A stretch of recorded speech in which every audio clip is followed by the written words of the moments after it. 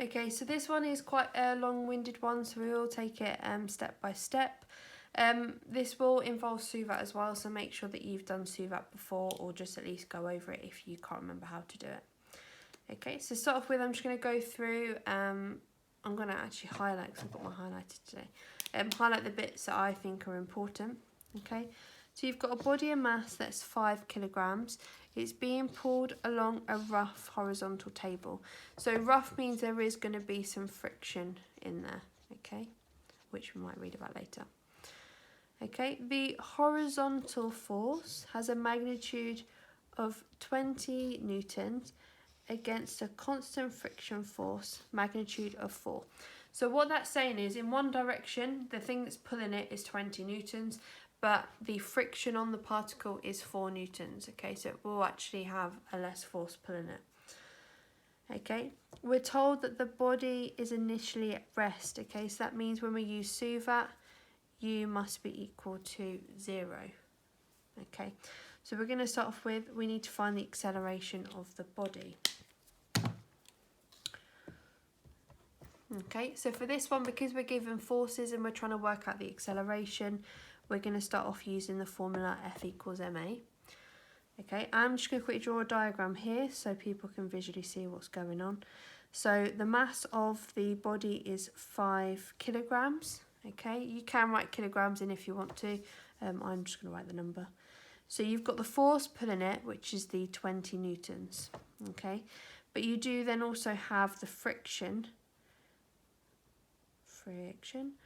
which is 4 newtons, which is slowing it down slightly, okay, or trying to stop the 20 newton force from going as fast as it could go. Okay, there will be some other weights down here, so you've got the R, or sometimes the normal reaction force going above, and then below will be the weight, so 5 times the gravity, okay, but we don't need to deal with those two at the moment. We're just going to be dealing with the 4 and the 20, okay, because they're the ones that are making it move. So if the object is going in this direction, which it will because 20 is a bigger force, so the force for the formula, we've got 20, but it will also be then taken away the 4 because that force is going in a different direction to the 20. That's equal to the mass of the object, which is 5 kilograms, times by the acceleration.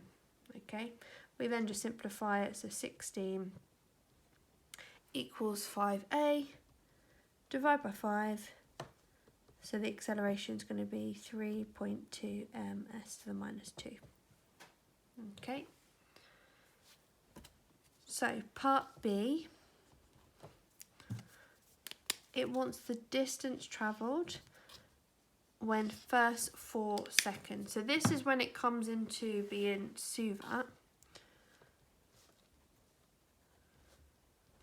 Okay, so we're looking for the distance, that's going to be the S. I'm just going to put a question mark there. We don't know the end speed. We do know the acceleration now because we've just worked it out. And we know the time is 4 seconds. So at the moment, we've only got 2 bits of info. But on the third line, it says the body was initially at rest. So that means that the speed when it started must have been at 0. Okay, so then we can use Suvat. So I'm going to use S equals ut plus a half t squared. Okay, and then just sub it in. So S equals 0 times 4 plus a half times 3.2 times 4 squared. Okay, well first bit's going to be 0, so I'm going to ignore that bit, but the rest I'm just going to type on a calculator. Okay, so I've ignored the first part just because it will multiply to make 0, and we get 25.6 meters. Okay, so that's the first 2 parts. Part C, I'm just going to move it up a tiny bit. So as I spoke before about the normal one, the normal reaction force, so we need to find the magnitude of the normal reaction force on the body between the body and the table. That's why on the diagram here I also showed you the forces up and down. Now they must be in equilibrium, which means they must be the same amount, because the object isn't going up and down, okay? It's only being moved along the table.